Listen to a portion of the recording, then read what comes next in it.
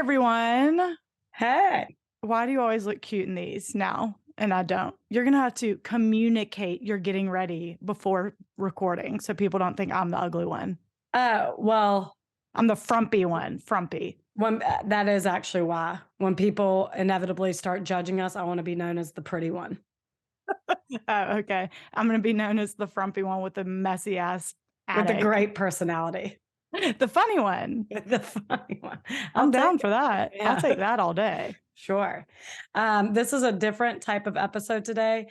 I feel a little ill-advised because right before this, my friend matched with a guy on Hinge, and her only mutual friend was me. So I had to dig back in my brain from like 10 years ago when I actually matched with this guy. I went on a few dates with him. So I've been, Who is it? is the friend, and she matched with.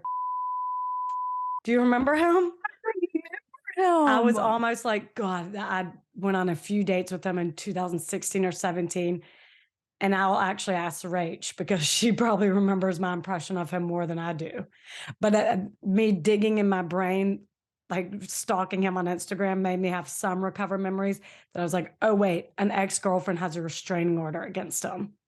Wait, and he was in Charlotte, right? When you went on dates? And he was cheesy, wasn't he? Didn't he like really like you early on? Wasn't it that guy? I don't think so. I was like, He's I pretty don't like funny. this. He was arrogant. He was pretty funny. He was, pretty arrogant, but really into the fish scene, which I think he's 40 or 41 now. And I'm like, is he still into the fish scene? Because I remember thinking when he was 34-ish, he needs to start growing out of that. Yeah, I think he would do like blow. And I'm like, all right, you gotta, let's grow out of this. With that. No, you But can still I go do to remember, fish, man. yeah, you can go to fish, do whatever. But he was still in that huge party scene where I'm like, all right, I mean, come on. There were red flags. I remember being like, I really don't like this guy. One being that a girlfriend had a restraining order on him. And I remember he said that she was crazy and it was for like no reason. So then he got one on her or something. But I was like, but now that I'm older, I know that you can't just get a restraining order on someone for a bad breakup. Something specific happened. So I was like, hold on, friend, let me text my other friend who's our mutual friend. So I texted this other girl being like, if you remember like 8 years ago, I went on this guy, you're our mutual friend. And now she's texting me back currently. Who's the mutual friend? Oh yeah. I was remember. Like, what are the details of this restraining order? And then what's his last name? Yep. And he was like, well, he did tell me he went on vacation with the Murdoch family. And I was like, whoa, hold on. Red flags abound. And I was like, okay.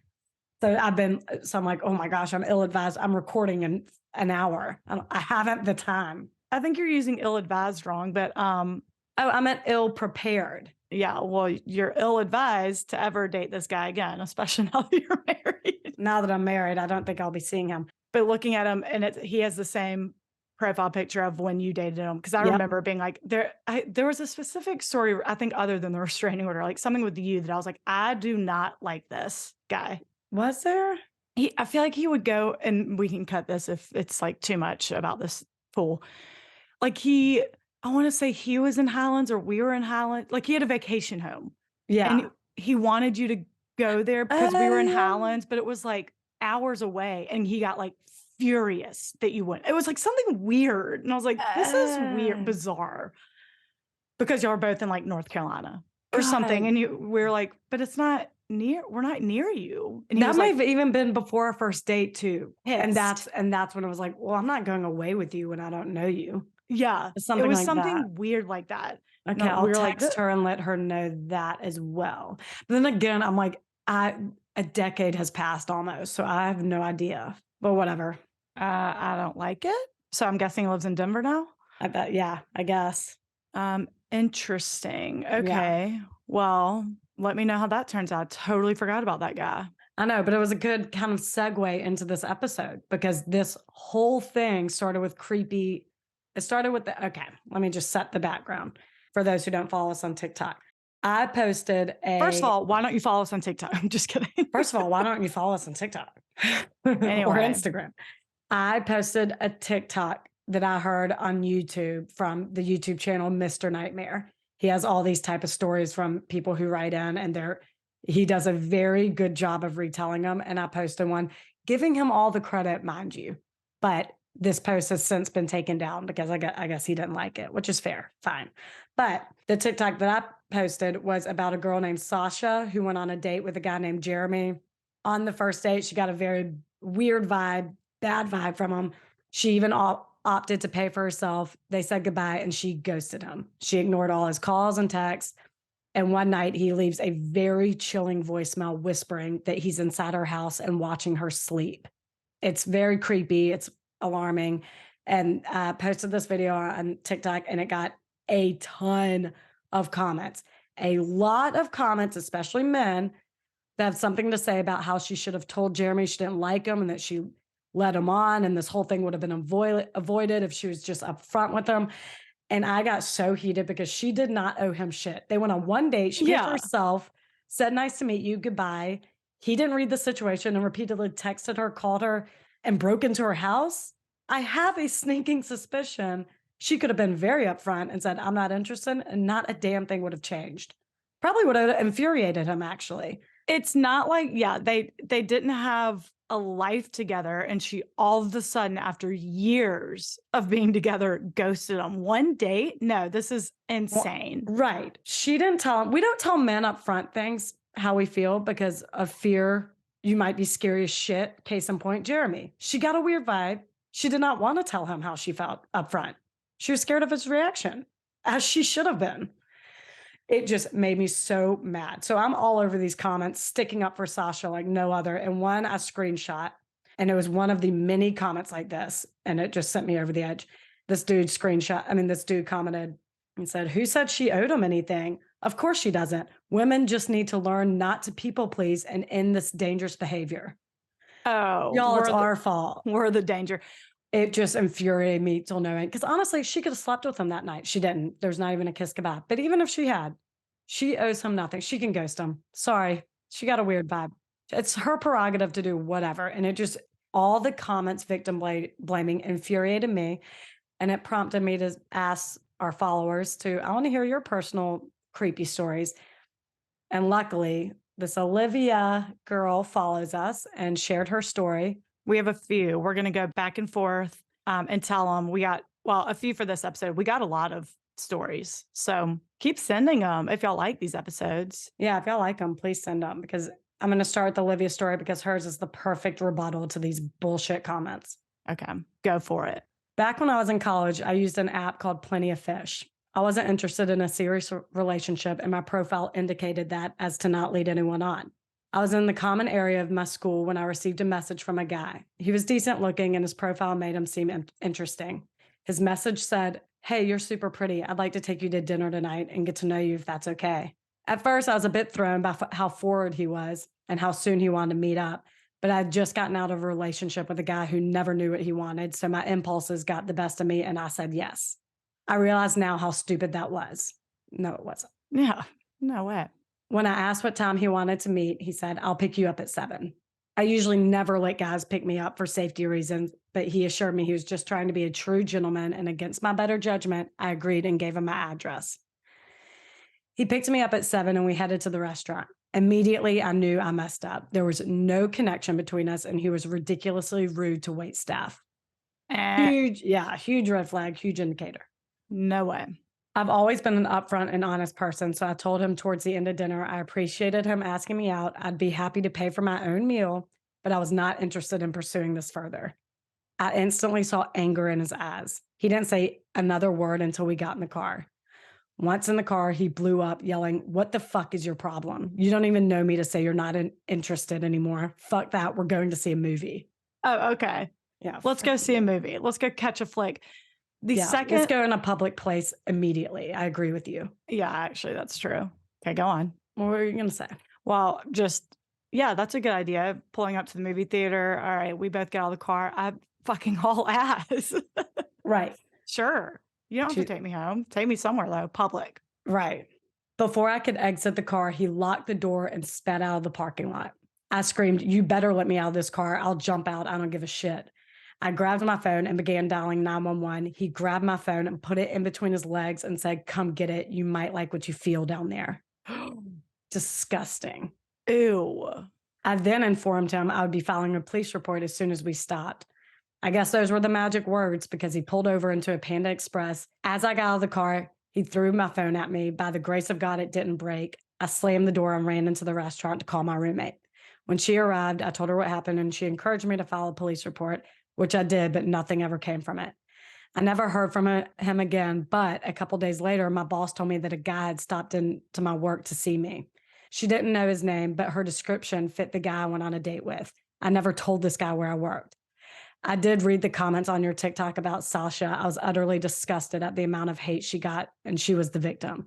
The victim blaming mentality has got to stop, and I hope my story is a helpful one in doing that. It is, Olivia. Thank you. Is. And case in point, she was upfront and said, I don't like this. Right. You know, the whole thing. And it still wasn't good enough. So sorry, dude in comments. Right. That's not how it works. Sometimes it's safer to just ghost people. Good Lord. That's spooky AF. Next up is Madison's story. August 2019, a guy sent me a friend request on Snapchat. Me being clueless, I accepted, and that's when everything changed. It was friendly at first. I told him I was in a relationship, which I was, but soon he began snapping and asking if I wanted to meet up and smoke weed. I told him no because I didn't know him.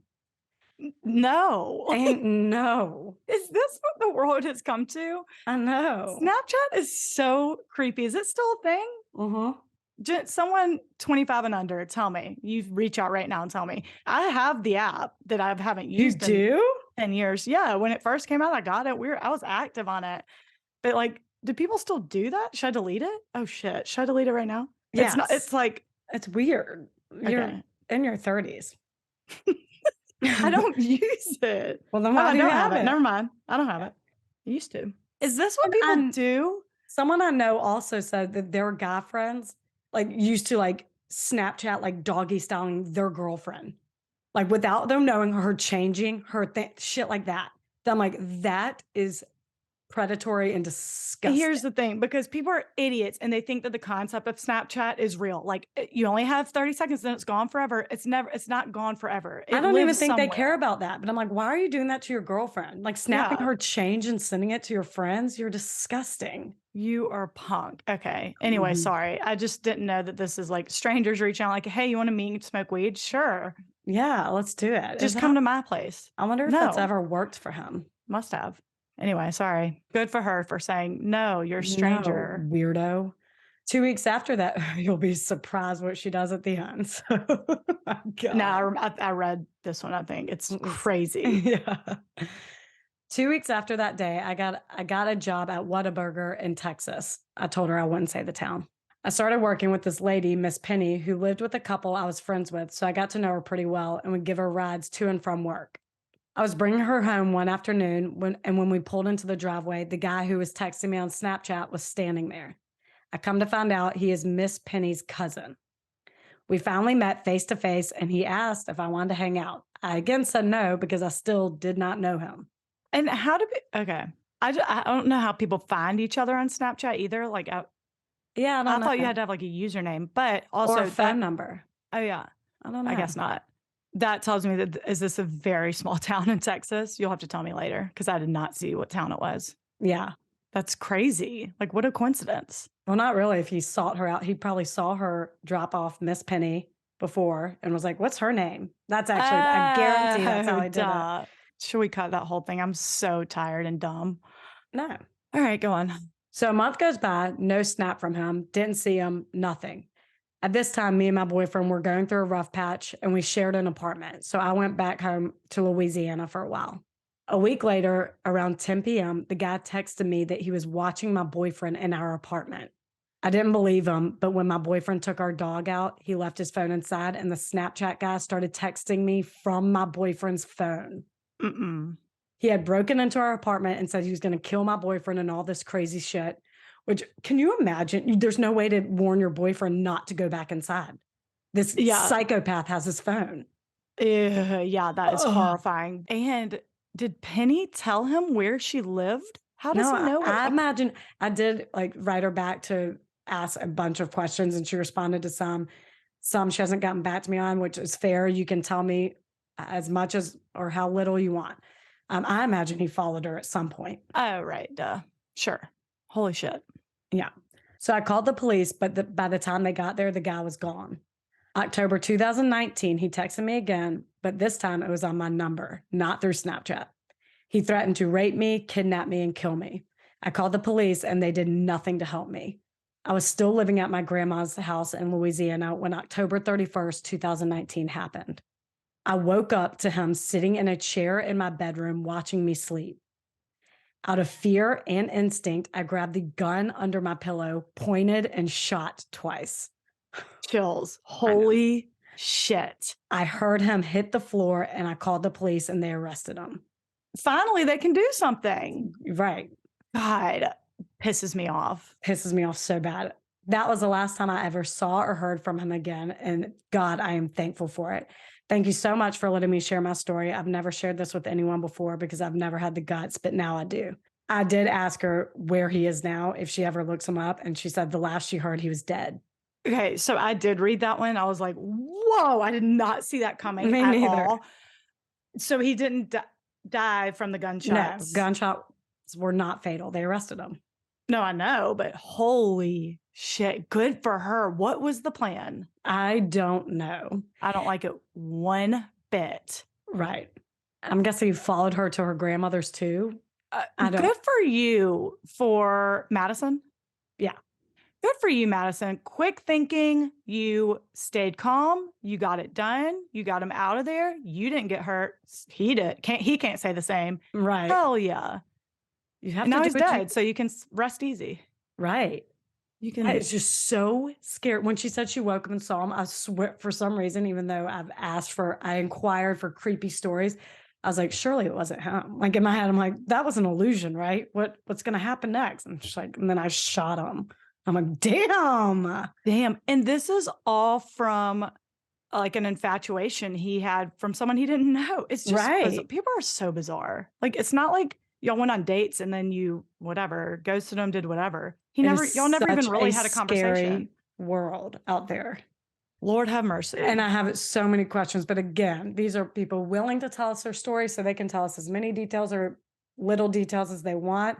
And these are the type of stories. There's a whole podcast called Let's Not Meet that are these type of stories.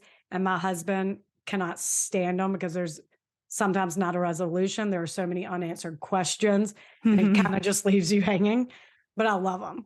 I love these stories. I love these personal firsthand stories. They're so incredibly interesting and shows what badasses y'all are. Yeah, really. And I love Let's Not Meet. I do too. Okay, Shelly, you're up next, girl. This creepy story happened just a few years ago. A little backstory of what I do for a living. I live in Kansas, which has a few big cities, but is predominantly rural. That's a hard word to say. Rural. Bunch of smaller towns. I'm a self-employed insurance inspector. Basically, whenever anyone gets a new homeowner's policy or policy is up for renewal, an inspection is ordered on said property. Typically, these inspections are exterior only, and because of that, making an appointment is not required. Here's a process of how it's done. It's important to understand what happened. This is just short on what has to happen during these inspections.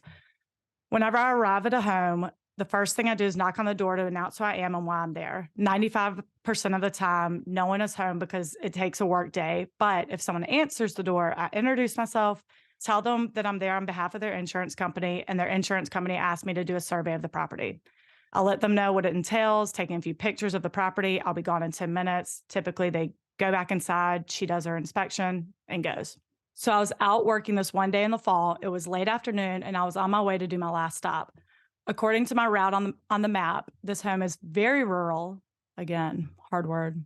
And on a dirt road with no other homes around it for miles. This is very common, so it didn't faze me. I imagine that's pretty common in Kansas. Yeah. You know? Mm-hmm. I pull up to this cute little yellow one-story house with a detached two-car garage that sat about 200 feet right of the home.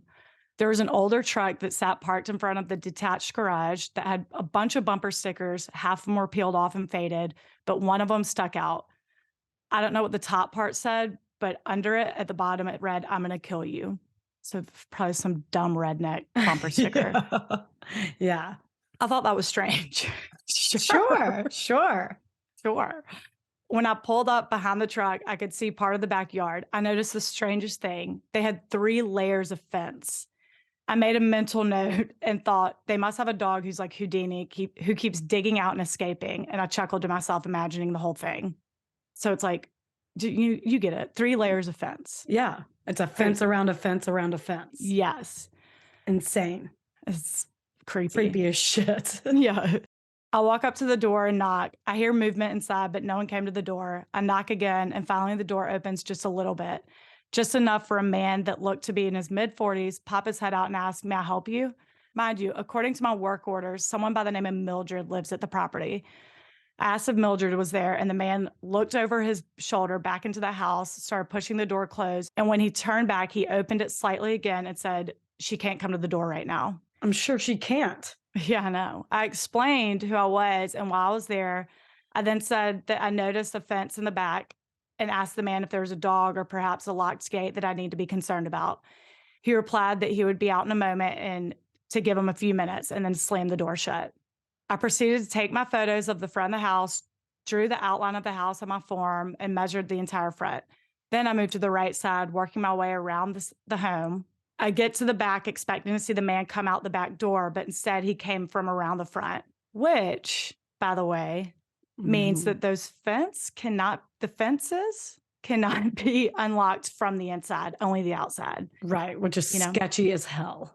She also noted, well, we asked like how tall the fence was, and she said she's 5'3" and they come up to her shoulders. Yeah. Just FYI. So relatively tall. That would be a hell of a dog. Right. He had one of those chains that hooked from his wallet to one of his belt loops, and it had a ton of keys on it. They jingled when he walked. As he proceeds to unlock the first gate, I jokingly asked, "So you must have a dog that's like Houdini." He just looked at me and said nothing. I then added, because the fence inside of another fence, which is inside of another fence, to which he replied, "No dogs." At this point, red flags are going up like crazy. Mm-hmm.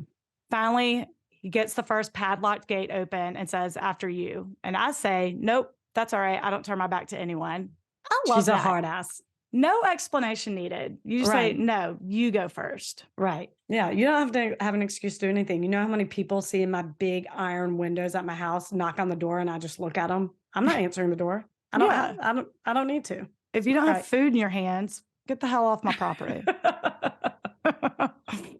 Right. Or a big fat giant check. Get the hell out of here. I cannot believe you treat Ed McMahon like that. He rolled his eyes, and after he walked through the gate, I followed behind him and stood off to the side by the next padlocked gate, at which point he turns back to the first gate and proceeds to put the lock back on. I quickly pushed it back open before he could lock it and said, "No, leave it open. I'm only going to be a moment." How weird is that? Sorry, I don't mean it for all the commentary, but like, can you imagine? Like, no, I just told you it's going to take 10 minutes. Right. Don't lock me in here. Mm-mm. He looks pissed off at this point, but I don't care. He stares at me for a moment and then unlocks the second gate. And just as he has it unlocked and starts to pull the lock out of the hole, I go to step to the gate because I thought he was going to open it. He takes a step right towards me and is about a few inches from my face. I could feel his breath, and he low whispers, "Does anyone know you're here right now?" And he has a devilish grin on his face when he said it. Mm-mm. Oh, peace out. There was a silence for a moment as we stared into each other's eyes, and my gut is saying, "Run." I jumped back and hold my measuring wheel as a weapon. I looked at him and said, "Not today." I didn't dare turn my back to him. Instead, I walked backwards, holding my measuring wheel between us, and he was walking towards me, claiming he was only kidding. I said, "It's not happening. Just back the fuck off." Good for her. I finally had enough distance, and I turned and ran to my car and hopped in and locked the doors. What a relief to be in a locked car. He ran to his truck, so I peeled out, and a few seconds later, I see him peeling out of his driveway behind me. I'm hauling ass down the dirt road and finally make it to the street, and I see him coming right behind me, and all of a sudden, he turned the other way. I went to the police, but there was nothing, per usual, there was nothing they could do because he never touched me. He just said something creepy. They said I probably misconstrued what he was saying. No, I didn't, she says. To this day, I swear that man was a serial killer who had done this before, or he was at the beginning stages of a serial killing career. My question is, that's the end. Holy shit. Holy shit. is Mildred. I need proof of life from Mildred. Someone go do a welfare check. 100%. That's my biggest question for each of these are like, where is he? Do you just constantly Google that name? Well, Yeah. I guess she didn't know his name. Mildred's name was on the deed, not his. Yeah. Constantly Google her name. I want a follow up on all these people. Oh my God. To make sure everyone's okay. I'm with you. I think that was he had very, very bad intentions. But let's say he wasn't a serial killer. Let's say he was just socially awkward, whatever. Never joke to a woman who is alone and not expect a reaction, like running away. Like her running away, hey, I was kidding. Screw you. I don't care. I don't know you. I don't know you enough to kid. And it reminded me of these two guys we went to high school with who jokingly, I already know the story you're about to tell. It reminded me of these two guys we went to high school with who jokingly broke into our friend's house while she was home alone. She ran to her bathroom, not knowing it was them, and called 911. They had fake guns. And they got in serious trouble, like probation. And they're like, well, I didn't know you were going to call the cops. What? I thought I was outnumbered by two guys with guns. Yeah, I'm calling cops. I fucking hate jokes like that. It just infuriates me. And I don't think that obviously this guy was not joking. He has something up. Something was, why he has 3 fences, why all that. You listened to your gut and you did the right thing. But I hate that it was a joke comment. It infuriates me. That was a really dumb prank from, and I knew you were going to tell that story when you started. Stupid. I didn't know you were going to call the cops. How? Two masked men broke into my house with guns. And I'm home alone and I'm 17 years old. And like the SWAT team came. They got in a lot of trouble. And the cop said, had you reached for that fake gun? And I was in the bushes, or still been holding it. Yeah. I would have had to disarm you. Our two girlfriends come and shot by cops by holding water guns, spray painted black. It's fucking idiots. Stupid. God, boys are idiots. Boys are so fucking stupid. It infuriates me. Whoa. Anyway, next story I think is from a boy. Yeah, it sure is. Matthew, hey. No, Matthew's awesome. All right, go. All right, Matthew's story. Titled, Someone Was in My Hotel Room. It was April of 2008. I was 20 years old and living in Denver, Colorado for a year-long work contract with a nonprofit. My girlfriend, now wife, and best friend Tim drove to Colorado from our home state to visit me for my 21st birthday. The nonprofit I was working for housed their employees in dorm rooms, and drinking was not allowed on site, nor were having visitors stay overnight. So I booked a really nice hotel room in downtown Denver for the weekend where we could drink in honor of my 21st. When I say nice, I know. I love Denver. People. I know. And I immediately think of the Brown Hotel, but it wasn't. Is it called the Brown Hotel? I think you're saying that because Molly Brown stayed there. It's not called the Brown Hotel. Is it not? I thought it was. It's an easy Google, but I'll do it real quick. Oh, the Brown Palace. You're right. Thank you. I think of the Brown Molly Palace. Brown stayed there, but after Titanic. Yeah, after she survived Titanic, she needed a little escape. Why Denver? I don't know. I don't fucking know. Brown Palace Hotel is haunted AF. We did a impromptu ghost tour there. Drunk. Remember? Yeah. Well, yeah, we got our drinks to go and went upstairs with like one of the staff members for no reason. I went up to the old parlor. Anyway, if you're in Denver, that's a great hotel. But it wasn't there.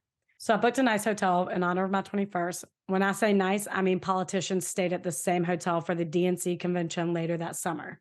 My now wife and Tim arrived Saturday morning and we met at the hotel. The day was fantastic. We drank across the city most of the day, and by 1 a.m., we were back in the hotel. The room was typical with 2 queen beds. When you walked in from the entryway into the bedroom, bed number 1 was on the right, pushed up against the wall. Bed number 2 was close to this big window overlooking the city. You couldn't see the door or entryway unless you were sitting at the foot of bed number 2. We drank more and chatted in the room until about 4 a.m. My wife was laying at the head of bed number 1, flipping through the TV. Tim and I were seated at the foot of bed number 2, staring out the big window as we talked. All of a sudden, I heard some movement and the sound of a door opening. Without looking away from the window, I assumed it was my wife getting up to use the bathroom. A few minutes passed by and I thought I heard it again. So I finally turned around to look. I saw my wife still lounging on the bed and asked, "Did you get up a few minutes ago to use the bathroom?" She tilted her head, a bit confused, and said, "No." I thought I heard some shuffling and a door being open. I said back to her. Tim finally broke his gaze from the window and said, "Yeah, I heard it too." He then leaned from the foot of the bed and peered into the room's entryway for a moment when he slowly leaned back and he said nervously and softly, "I think there's someone in our room." I went for the whisper. You whispered. Oh, It was God. it was then my blood ran cold and I sobered up pretty quickly. I lurched forward from the foot of the bed and looked into the pitch black entryway. I could barely make it out, and I wanted to believe I wasn't seeing it, but there was a man dressed in all black and a black baseball cap pressed into the corner of the entryway. Absolute silence fell in the room, and it felt like hours passed. We all knew. We knew we weren't alone. We hadn't been alone for a while, and he knew we spotted him. Eventually, Tim got the courage and said, "Hey, man, is there something we can help you with?" Another period of Tim. Oh, God. Another period of silence that felt like an eternity went by. This stranger slumped from the edge of the wall, stepping into the faint glow cast by the TV, and he made eye contact with me and Tim. We all stared at each other, and you could feel the tension between us. Eventually, the stranger finally spoke up and said, "Is this room 1709? Tim stroked his beard nervously and again, in an unbelievably calm voice, said, "No, it's not. This is room 1344. The stranger remained in place, staring at both of us with a blank expression. He was sizing us up, calculating if he had the chance to still commit whatever crime he had originally planned. Then he simply raised his eyebrows, shook his head, turned, and left the room. After the door closed, our hotel erupted into a million curse words as we paced around and finally expressed all the horror and tension that had been building up in our bodies. I immediately called the front desk. This is weird. They told me that the man was drunk and they found him in the stairwell, but directed him back to the correct room, and they apologized and said they would call back shortly. Minutes later, the front desk called back, and Tim answered.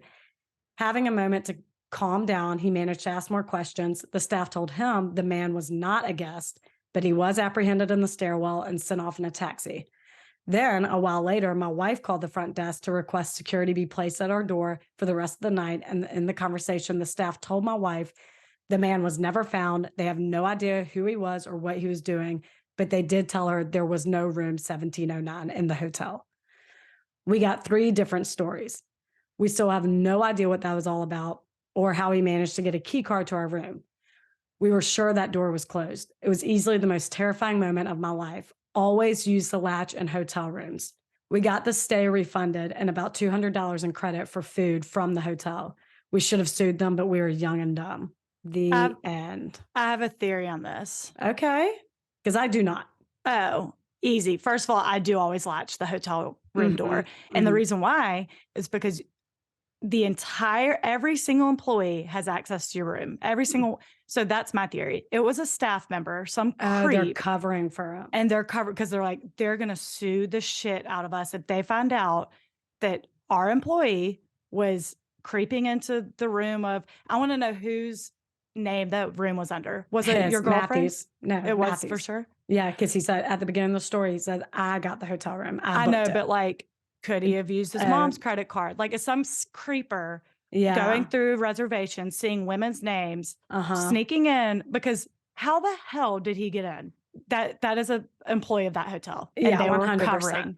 They were like, shit, we can't let them know that. Brown Palace would never do that, so it couldn't have been Brown Palace. No, I know which one it is. He told me off the record. Oh, you'll tell me later. That is the scariest thing. Yeah, always use the latch. Always use the latch. You don't know who's coming in. Right. It's they should have just kicked his ass. He was way outnumbered. He should have been running when he realized 2 dudes were in there. I know. That's why I'm like sizing you up. Like, there must have been some, I don't know. Maybe he was just looking for people to rob. And he's like, "Can I still rob you?" That's true. Maybe he's creeping around to find young, drunk people getting back into their rooms. So he's like, they're about to pass out. I'll sneak in, rob the shit out of them. And much to his dismay, he was like, shit, they're late nighting. Yeah. That was it. That was an employee. Yeah. Guarantee, especially with the sketchy response from the front desk. I know. That's why I'm like, okay. Okay. Last one. This is written like she's like a Diane Steele novel. This is written like a novel. Whoever wrote this is an author. Writer. She's got to be. I know. I don't have a name. It's just my friend and I were followed into the woods. I'll preface this by saying we were 12 or 13 at the time, and my friend and I often snuck out of either of our houses during sleepovers for late night walks. Do you remember how thrilling sneaking out was? Yes, absolutely. How exhausting so now. Yeah. Oh my God, you get back, you're so tired. Mm-hmm. Anyway, this was the basis of a terrifying encounter, and it stopped us from ever sneaking out after dark again. My friend lived opposite of a huge forest, so her house was the preferred choice to sneak out of for us to roam around at night. The forest was more scary and thrilling. Exactly. 12 or 13, you're looking for that. You live for that adrenaline rush. Ugh, nightmare. We always took flashlights, food, and blankets so we could, quote, camp out for a few hours before going back home. Well, on this fateful night, we inadvertently fell asleep instead of staying awake. So when my friend suddenly jolted me from sleep, it was past 3 a.m., which is a lot later than we usually snuck out. We grabbed our essentials and creeped out the back door into the cold and dark night. Frost crunched under our feet as we crossed the deserted road, and as we reached the entrance to the forest, we noticed how pitch black and completely silent it was, unnervingly so. We turned on our torches and stepped, Torches, their flashlights. We turned on our torches and stepped onto the uneven path into the forest, the light illuminating the trees swaying in the icy wind. I mean, novel. You're painting I can feel it. I can smell the forest. I can feel the chill. We stepped on fallen leaves and bark as we made an unsteady but familiar way to our favorite part of the forest. Our cold breath was the only noise to invade the deafening silence. Get it, girl. Chef's kiss. It really is fair. I'm like, you are a writer. Okay. Yeah, she's got to be. We reached the small hut we constructed one afternoon, made entirely of sticks, purely for the purpose of having shelter for our campouts. It's so cute. I love it. It is cute. There were times that vandals or other kids damaged our hut, but for the most part, it stayed intact. But on this occasion, it was completely destroyed, as if it was foreshadowing what was to come. We were deciding to just call it a night and come back later on that day to repair the hut when we heard it. This loud, shrieking giggle that made the hair on the back of my neck stand up. My friend and I jumped in shock, and we looked at each other like, what the fuck? We were completely freaked out.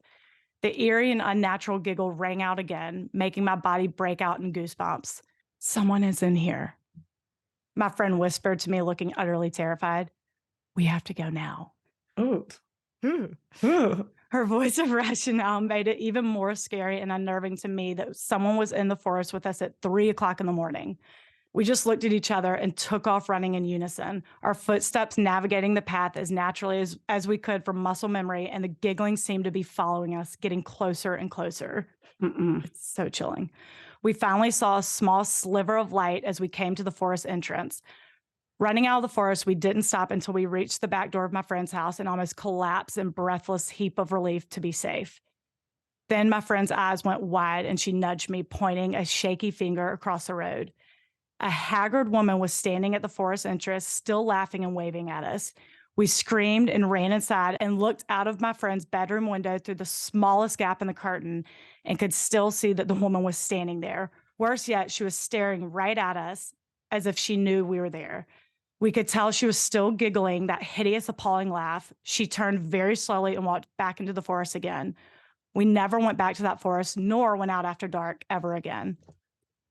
Here's my thing. What was that plan? Like, are there just people out there who love to get their rocks off by scaring the shit out of children? Or were you going, like, what again, what were you going to do? What was going to happen? What was the plan? I'm picturing so like creepy. A witch. witch. Me too.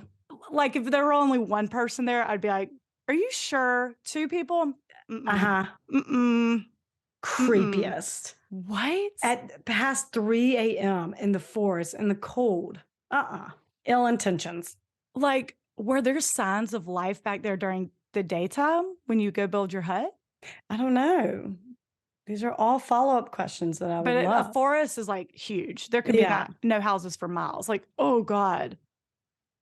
Well, So I'm creepy. And was glad. she the one who destroyed their hut?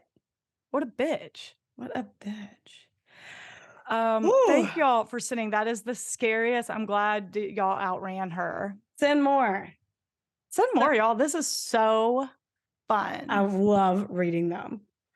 And I read them like while dinner's being made or something, and I give a little like, oh my God. And then I have to tell my husband and see what his reaction was. Cause I'm like, was it just me that found that scary?